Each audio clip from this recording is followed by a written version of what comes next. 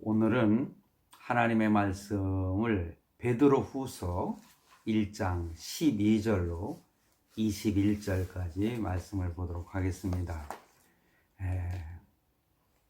예배를 드리는 모든 분들, 또 이 영상을 보시는 모든 분들도 이 성경 구절을 같이 이렇게 보면서 말씀을 보면은 그 은혜가 더 될 줄로 믿습니다.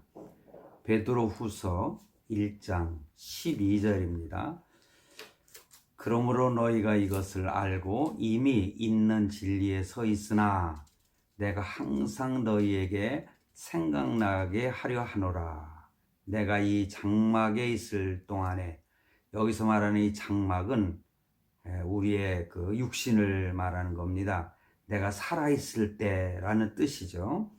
내가 이 장막에 있을 동안에 너희를 일깨워 생각나게 함이 옳은 줄로 여기노니, 이는 우리 주 예수 그리스도께서 내게 지시하신 것 같이 나도 나의 장막을 벗어날 날이 임박한 줄을 알미라.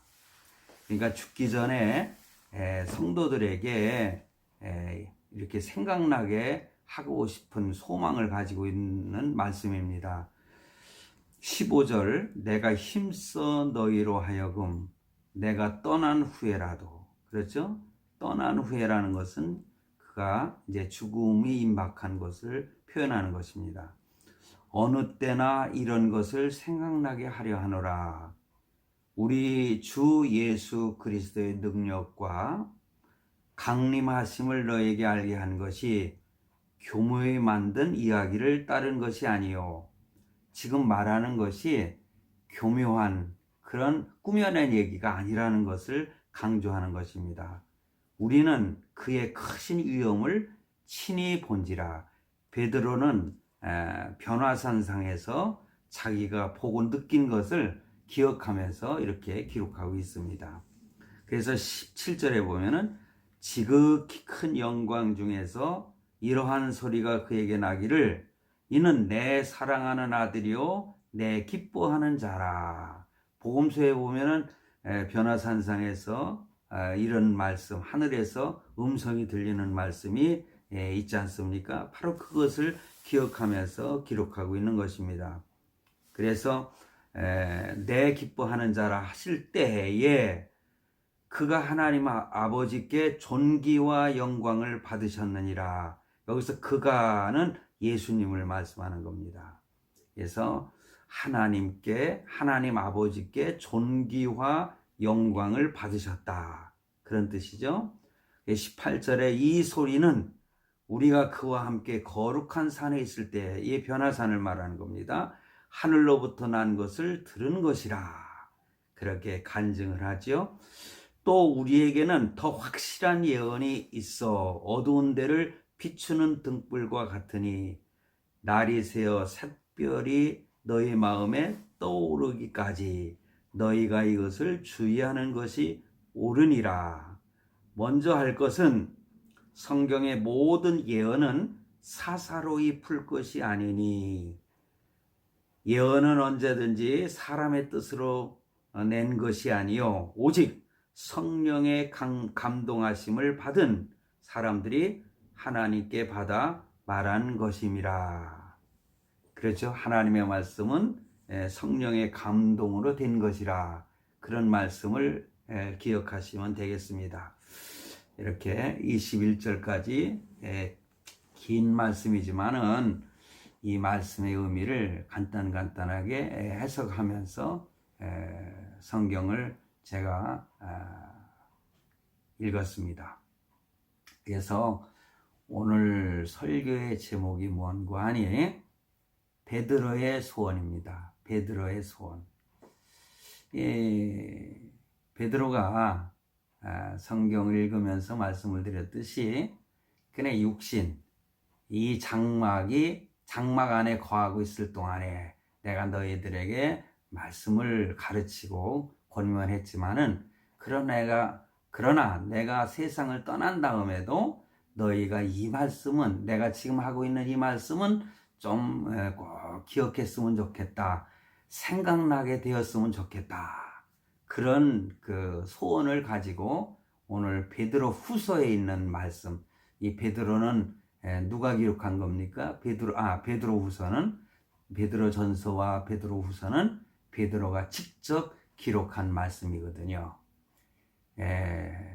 원어를 보면은 말씀이 그렇게 매끈하지는 않지만은 정말 강한 이러한 예언의 말씀이 주어져 있는 것을 우리가 발견하게 됩니다. 그래서 오늘 제목을 베드로의 소원이라 그렇게 잡아봤습니다. 그렇습니다. 베드로는 간절한 소원이 있었습니다. 그 간절한 소원이 뭐냐? 오늘 본문 말씀 가운데 있습니다. 다른 말씀 속에서도 많이 나타나지만은 오늘 이 말씀은 저도 그런 심정으로 말씀을 전하고자 합니다. 제가 말년 목사 TV라 그렇게 영상의 제목을 잡았지 않습니까? 이 영상을 보는 분들, 저도 말년 목사로서의 말년을 가고 있는 목사입니다. 그래서 평생을 제가 목회하면서 나와 함께 신앙생활을 했던 모든 성도들과 내 자녀들도 이 말씀을 꼭 기억해 줬으면 좋겠다. 그런 소망을 가지고 이 말씀을 전하고 있습니다. 베드로가 그런 심정이기 때문에 저도 사도 바울도 그런 말을 했어요. 내가 하나님을 본받은 것 같이 너희는 나를 본받으라.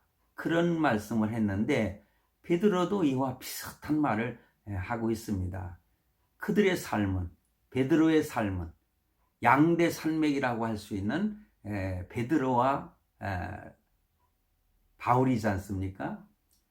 유대인들에게 하나님의 말씀을 증거하도록 베드로를 세웠고 이방인들에게 복음을 전하도록 사도 바울을 예수님께서 세우신 것입니다.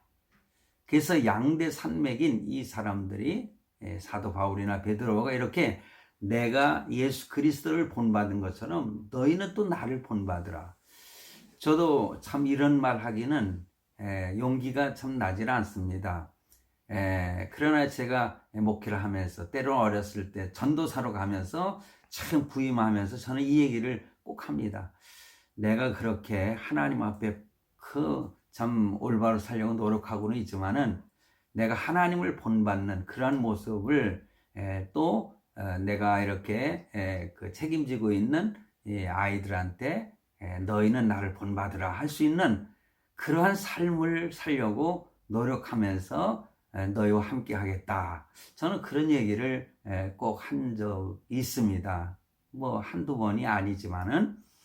자, 그런데 그런 베드로가 오늘 이야기를 하고 있는 것입니다. 그래서 베드로는 그의 죽음이 임박한 상태에서 자신의 소원을 담아서 성도들에게 몇 가지 간절히 생각나게 하고 싶다. 그렇게 기록하고 있어요. 그래서 본문 12절 말씀에 보면은 내가 항상 너희에게 생각나게 하려 하노라. 그렇게 언급을 합니다. 13절에는 너희를 일깨워 생각나게 함이 옳은 줄로 여기노니 그랬지 않습니까? 또 15절에서도 이런 것을 생각나게 하려 하노라. 이렇게 언급을 하고 있습니다. 베드로가 죽기 전에 성도들에게 또 성도에게 간절한 소원이 있었는데 그것이 무엇입니까? 유언과도 같은 그런 말씀입니다. 그것이 뭐냐? 첫째로는요, 진리 안에 서 있으라. 그런 것입니다. 진리 안에 서 있어라. 당시에 보면은 거짓 선지자들, 요즘에도 거짓 선지자라고 하는 이단들이 얼마나 많습니까? 근데 그 초대교회 당시에도 그 이단들이 참 많았어요. 그 거짓 선생들이 기복주의, 여러분 아시죠? 예수 믿는 걸 뭐 일반 물질적인 복을 달라고 예수 믿습니까? 우리는 그건 아니잖아요. 사실 그걸 기복주의라고 하는 것입니다. 그리고 신비주의. 그러니까 기복주의와 신비주의로 영혼들을 참 복음의 진리 밖으로 이탈시켰습니다. 그러니까는 이 복음이 아닌 것을 전하면서 복음이라고. 그래서 한국 교회에서는 어느 교파에서는 그래서 순복음이라 그렇게도 표현하지 않습니까? 그게 참 복음인지 순복음인지는 여러분들도 잘 알고 있겠습니다만은 참 복음이라고 이렇게 속이면서 진리 밖으로 이렇게 이탈시키는 그러한 이단들, 그러한 거짓 교사들이 엄청 많았던 것 같아요. 그래서 베드로는 그가 죽음을 임박하고 염려스러웠던 거죠. 그래서 자신의 순교가 임박한 줄로 알고 죽기 전에 복음의 진리 안에 굳게 선 성도들에게, 그 당시에도 참 믿음 안에 서 있었어요. 그러나 그렇게 너희가 이미 믿음 안에 서 있지만은 복음의 진리를 더 생각나게 하려 하노라. 이 간절히. 그래서 그 믿음을 굳게 더 지켜 믿음 안에 잘 살라는 그러한 권면, 그러한 유언을 하고 있는 것이라 저는 그렇게 생각을 해요. 12절로 15절의 말씀 아닙니까? 자, 여러분, 성도 여러분, 진리 안에 선 삶이 뭡니까? 진리 안에 산 삶.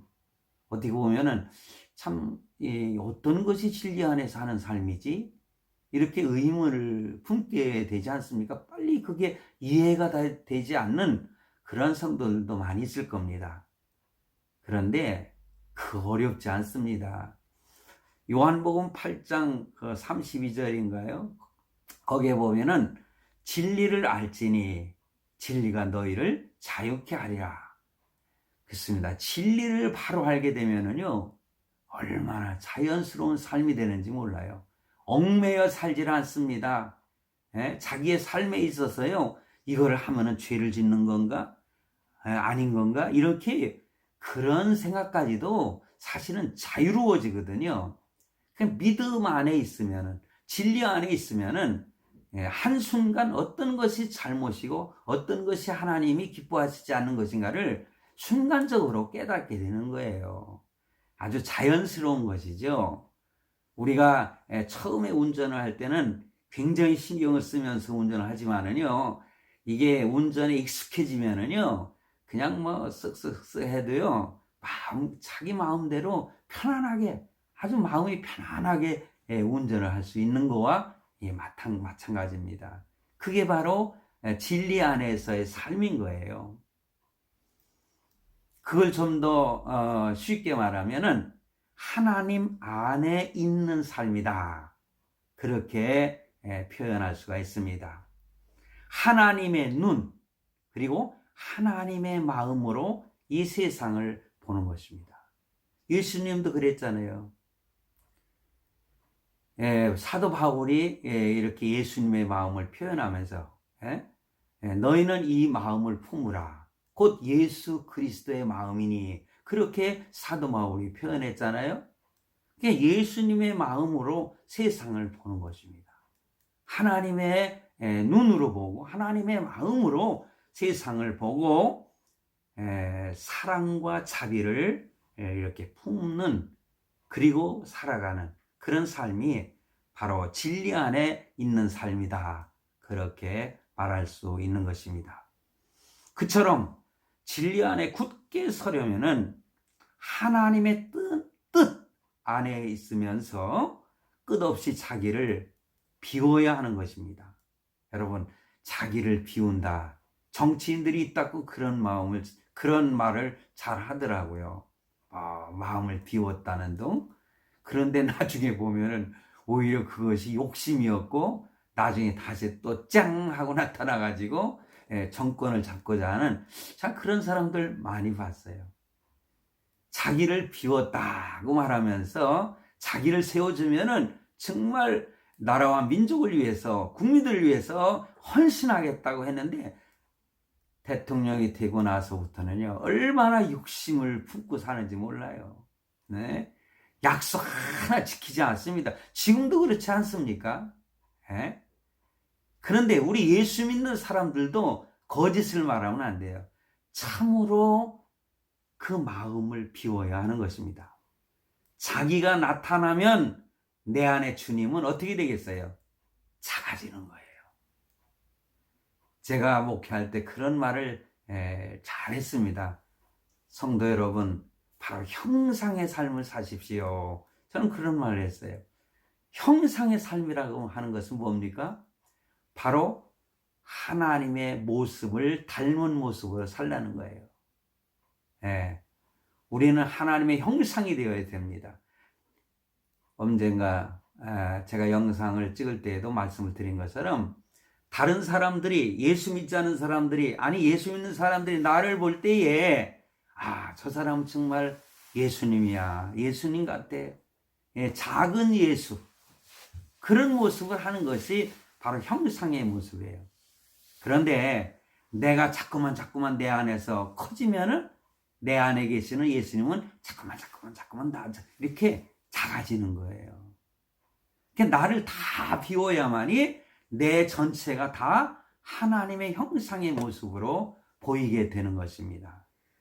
그런 삶을 살라는 거예요. 다른 사람이 볼 때 저 사람 정말 예수 믿는 사람이야, 예수쟁이야, 그렇게 보여지는 삶이 진정한 형상의 삶이라.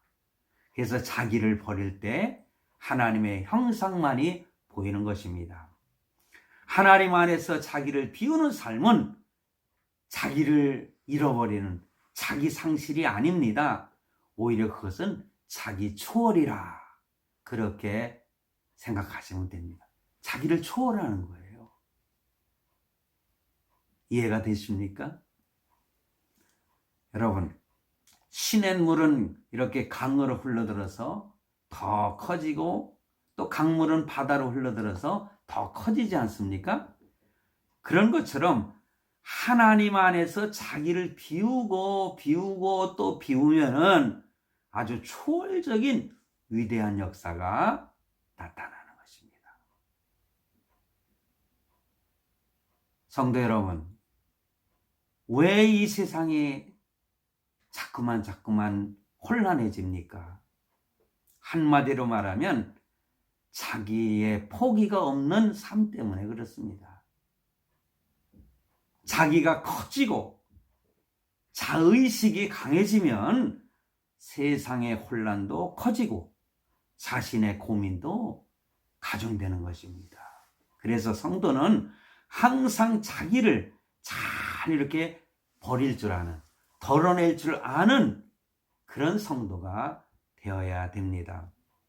자기를 잘 덜어내고 주님을 겸손히 붙잡고 주님이 나를 지배하게 하시는 거죠.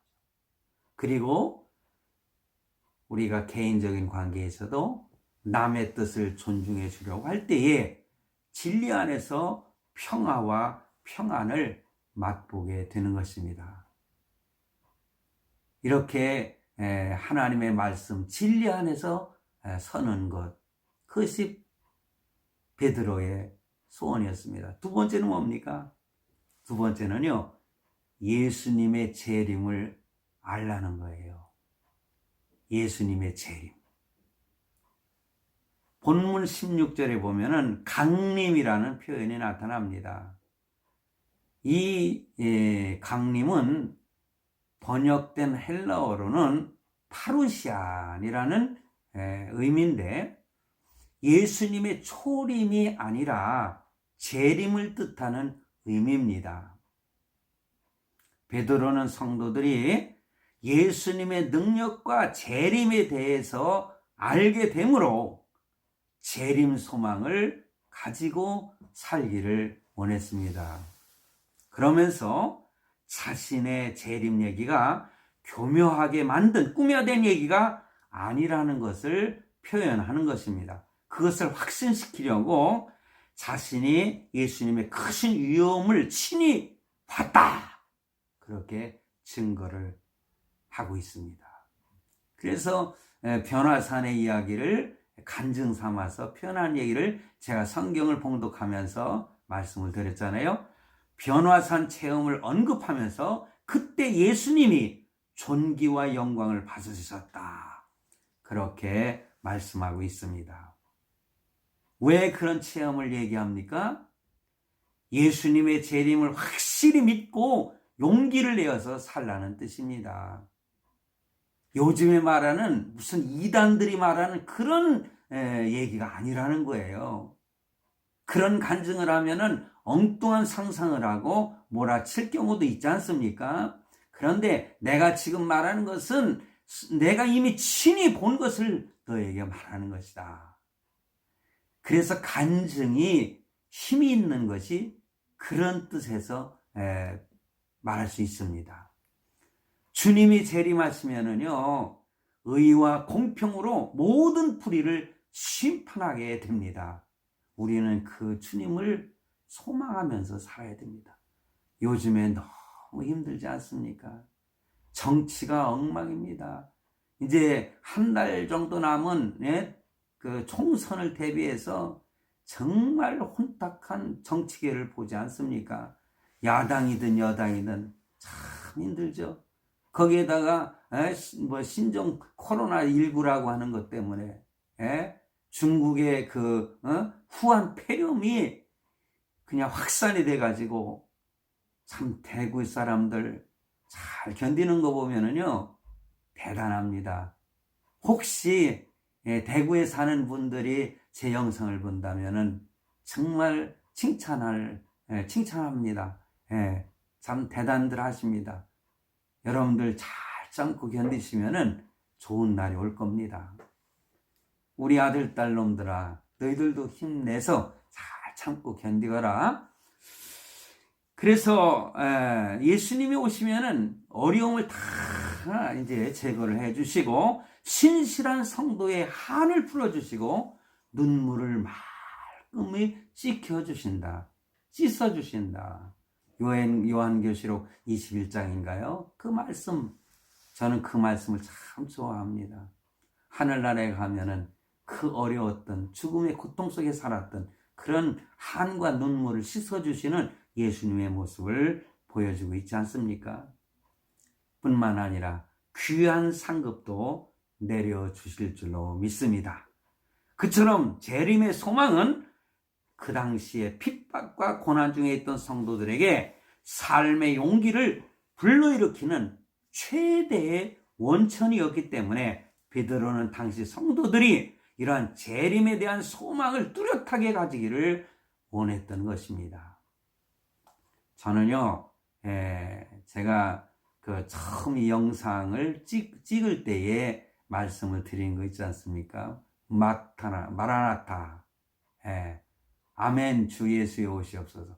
저는 어려서부터 재림신앙으로 살았습니다.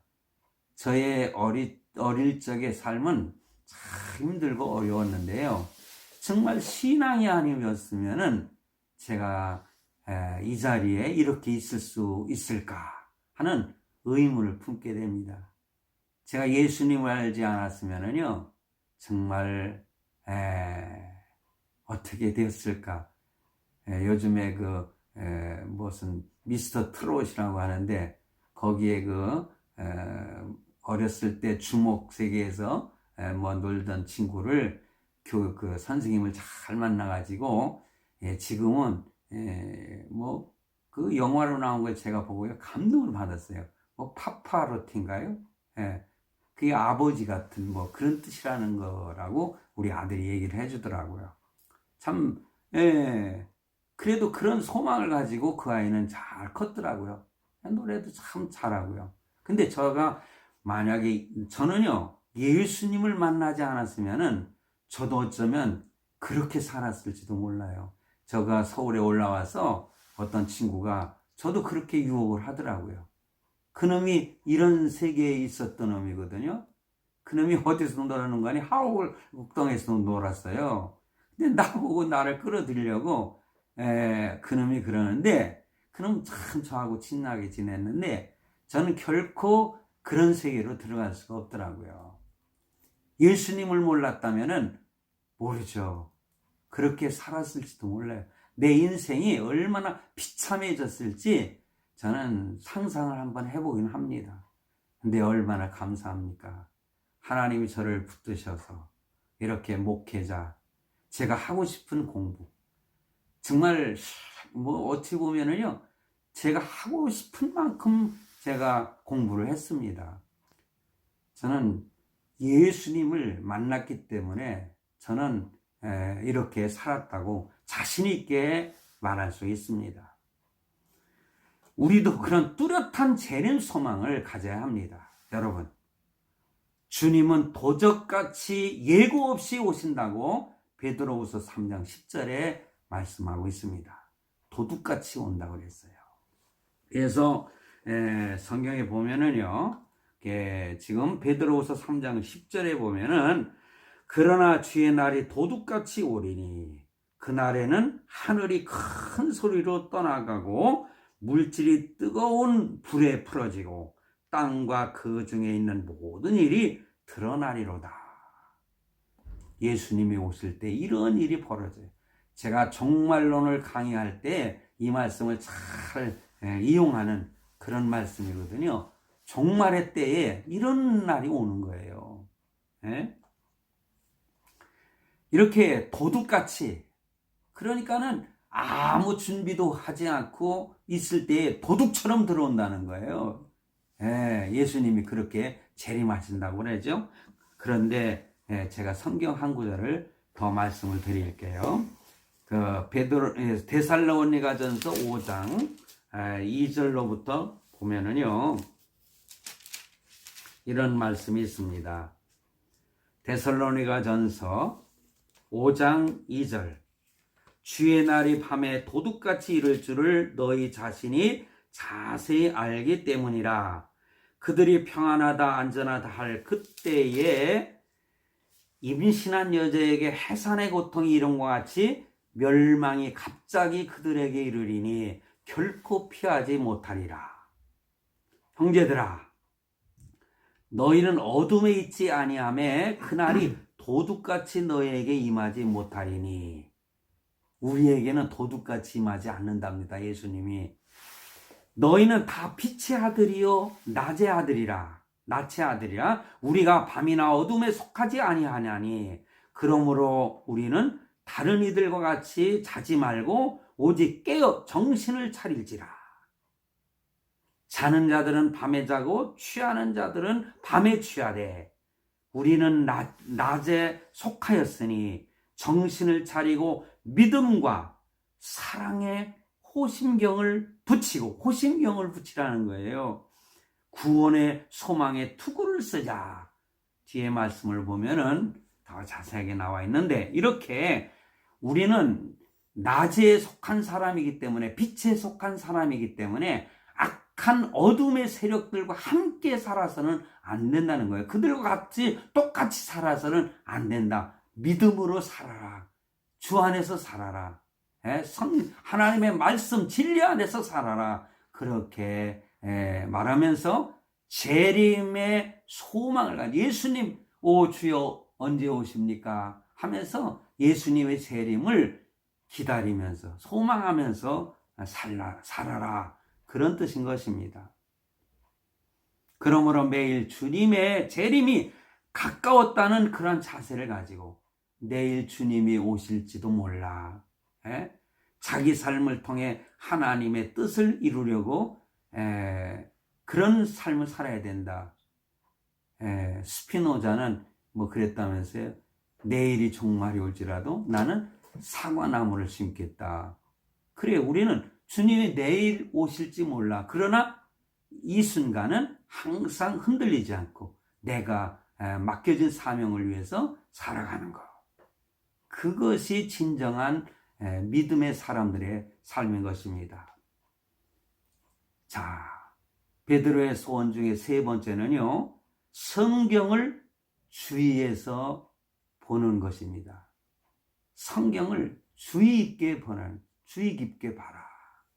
한마디로 말하면 성경을 믿으라는 뜻입니다. 본문 19절 말씀에 보면은 또 우리에게는 더 확실한 예언이 있어 어두운 데를 비추는 등불과 같으니 날이 새어 샛별이 너희 마음에 떠오르기까지 너희가 이것을 주의하는 것이 옳으니라. 늘 주의하라는 거죠. 그래서 이 구절에서 보면은 더 확실한 예언이 뭐냐? 이거는 바로 구약 성경의 메시아 예언을 뜻하고 크게 보면은 구약의 성경 전체를 말하는 것입니다. 그리고 샛별은 예수님을 뜻하는 것입니다. 즉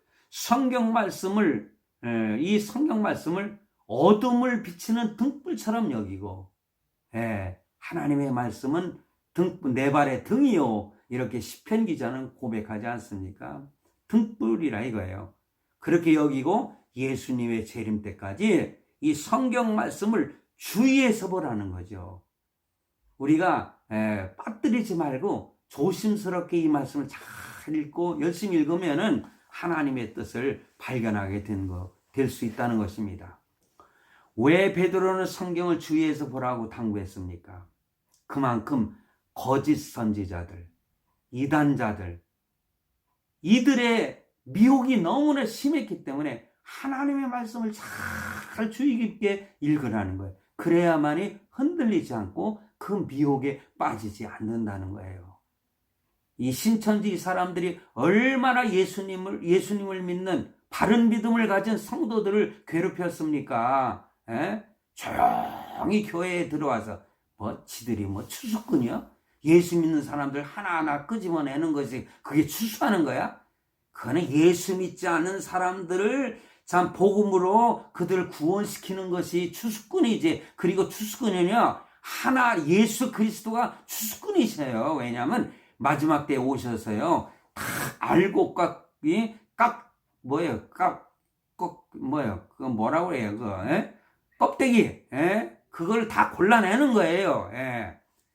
그래서 이 바람으로다가 그전에 막 불어댔기면은 알곡은 쌓이고 껍중인 거예요. 이거 왜 갑자기 생각이 안 나? 껍데기, 이것을 다 날라가 버리거든요. 이게 추수하는 거예요. 그런데 무슨 예수 믿는 사람들을 갖다가 미혹해가지고 이단에 빠지게 만드는 것을 추수꾼이라고? 꼴값 하지 말라고 그러세요. 그게 무슨 추수꾼이야? 이단 놈들이지. 하나님의 말씀을 잘 알면은요, 여호와 증인이나 이런 이단자들에게 결코 빠지지 않아요. 그래서 거짓에 미혹되지 않으려면은 하나님의 말씀을 굳게 붙잡아야 되는 것입니다. 위대한 믿음의 선진들이 어떻게 고난을 이겨낼 수 있었느냐? 성경의 약속 말씀을 굳게 믿었기 때문에 그래요. 사실 마틴 루터도요, 성경을 열심히 연구하다가 잘못된 교리를 깨달은 겁니다. 그래서 그가 종교 개혁을 부르짖은 겁니다. 하나님의 말씀을 늘 상고해야 돼요. 열심히 묵상하면서 말씀을 읽으시기를 바랍니다. 성경은 하나님의 말씀이고 우리의 약속 문서입니다. 그래서 그 약속 문서를 붙잡고 사는 것이 축복받는 비결이라 믿습니까? 할렐루야. 마지막으로 제가 오늘 설교를 좀 길게 하지만은 마지막입니다. 성경을 사사로이 풀지 않는 것.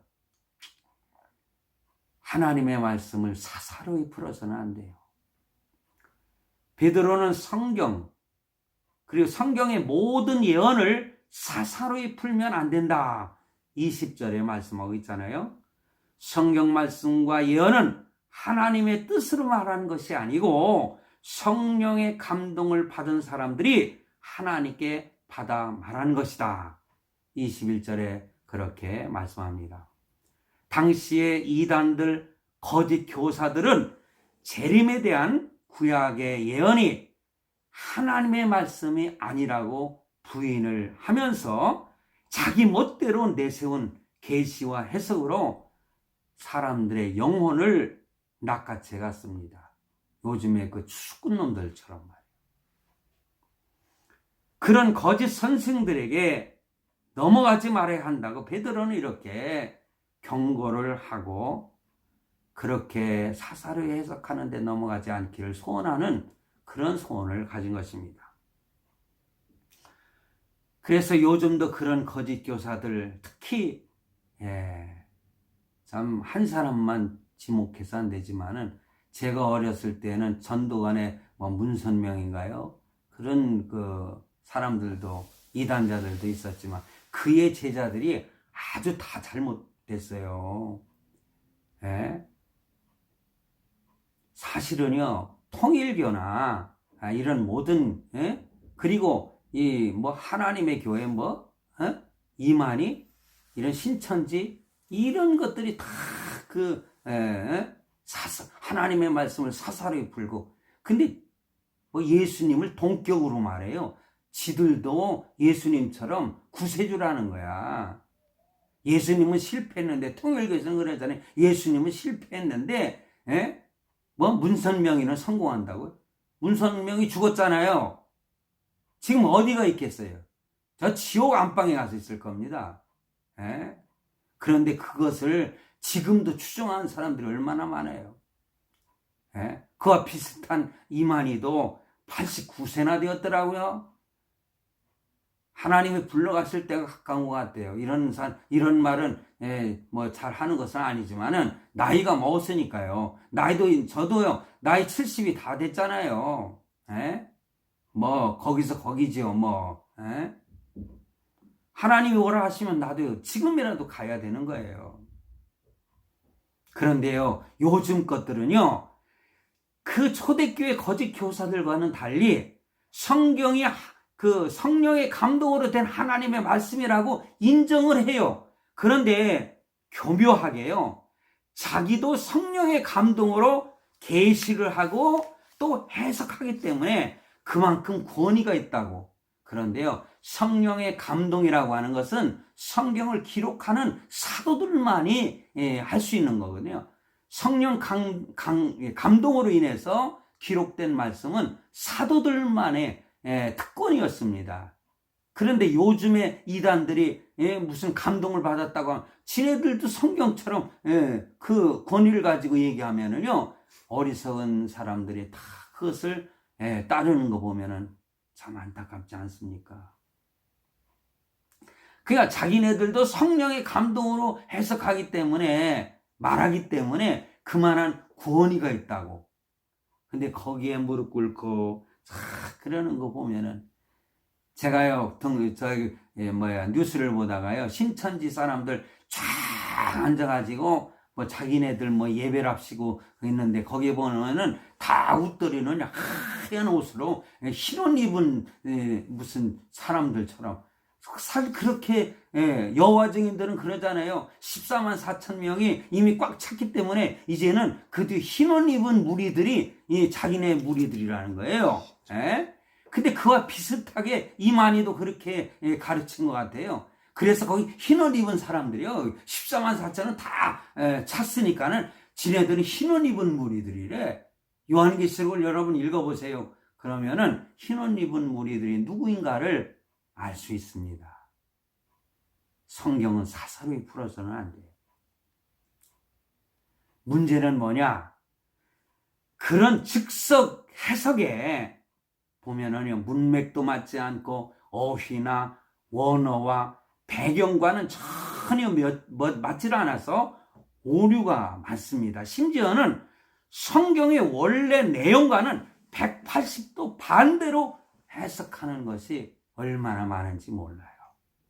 그런 엉터리 해석을 성령님이 주신 해석이라면서 주장을 하고 따라오라는 겁니다. 성령님이 주셨다고요? 해석하게 했다고요? 성령님의 이름을 망령되 일컫지 마십시오. 성도들이 이러한 거짓 이단들의 주장에 결코 빠져서는 안 됩니다. 제가 좀 흥분을 했죠. 좀 차분하게 마음을 가라앉히겠습니다. 제 동기 중에 원어에 아주 해박한 친구가요. 참 저는요, 그 친구가 나보다 나이가 몇 살 어리지만은 친구로 같은 동기생이니까 이 친구는 참 머리가 아주 좋아요. 이 원어나 이 히브리 헬라에 아주 능통하거든요. 그 친구가 원어적인 해석을 하는 그런 내용을 그 친구의 그 원어 성경 그 밴드가 있습니다. 거기에서 저는 이따금 보면서 감탄할 때가 많아요. 그 친구 참 어리지만은요, 저보다 어리지만 참 존경을 하는데, 뭐 굳이 이름 밝히지 않을 것은 아닙니다. 강태훈 목사라고, 강 목사, 강 박사, 당신 혹시 내 영상을 본다면 정말 자네 고맙네. 좋은 말씀을 끝까지 이렇게 잘 연구해서 많은 사람들에게 도움을 줬으면 좋겠어. 지금도 그렇게 하고 있어. 자네 정말 존경하고 사랑하네. 자, 제가 이제 말씀을 맺겠습니다. 그래서 성도들, 이러한 거짓 이단들의 주장에 결코 빠져서는 안 됩니다. 베드로는 이단들이 창궐할 것을 미리 알고 자신의 간절한 소원이다.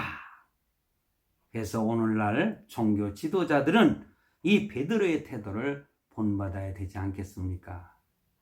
오늘 영상을 보시는 예배를 드리는 모든 성도들, 오늘 제 말씀이 좀 흥분해서 이렇게 말씀을 드렸지만은, 그러나 저의 뼈 있는 얘기라 생각하시고 하나님의 말씀 크게 은혜 받으시고 이 땅의 어려움을 잘 극복하시고 승리하시기를 주님의 이름으로 축원합니다.